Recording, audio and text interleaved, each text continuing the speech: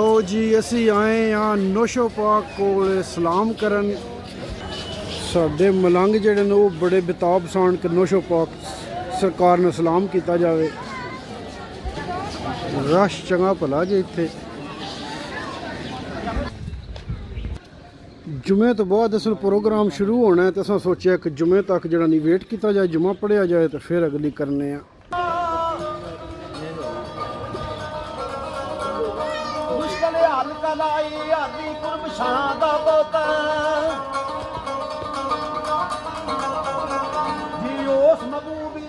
जैसा जग पर सकी न कोई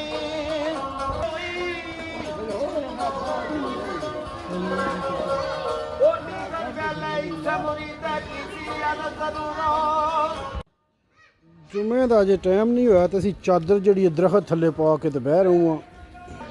अजे टाइम काफ़ी सारा रंध है जुमे न भी ठीक है। तुसा आख्या इतने छावें झट बह रहीए तो वो बाद जरा जुमा शुमा पढ़ के तो फिर तुहानू विखाने दरबार से की पोजिशन चल रही है। लंगर असा लैंदा ठीक है। असा आख्या पहले लंगर किया जाए तो फिर मेला वेने कि की साकी जी आउंदा पे ओ किरना नूर मदीनों उठदियां ने बंदा तेरी भी विच शफा आ जाए।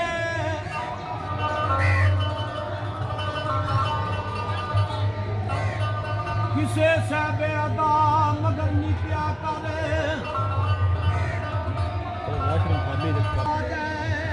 हेलो सर लंगर जगो गताया जाए।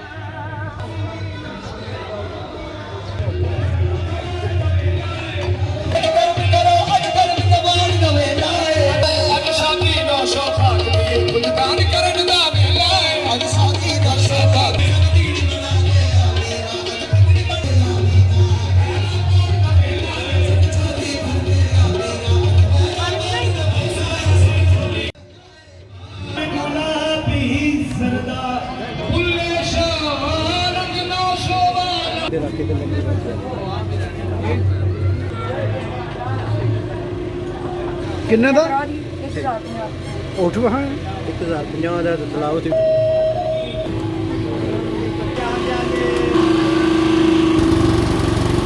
चल सकी।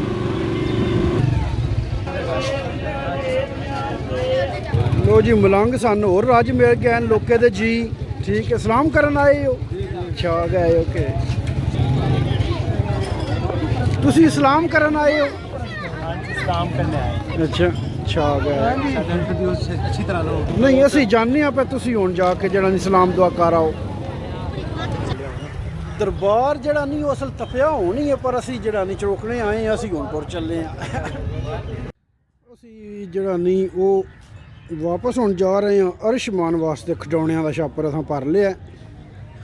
एक दरबार इत्थे भी ये नहीं पता किन्ना दा दूजा तो नौशो पाक दा गड्डी असां उत्थे खड़वाई है सामने शायद ए दरबार किन्ना दा असगर शाह दा ਇਹਨਾਂ ਦੇ ਵਾਲ ਸਾਹਿਬ ਦੇ ਜਿਹੜੇ ਪੀਰ ਆ अच्छा ये इनका नौशो पाक नाम कुछ लगा है ਜੀ ਹੋਣਾ अच्छा होना है पता कौन नहीं है ਦਰਬਾਰ ਇੰਜਨ अच्छा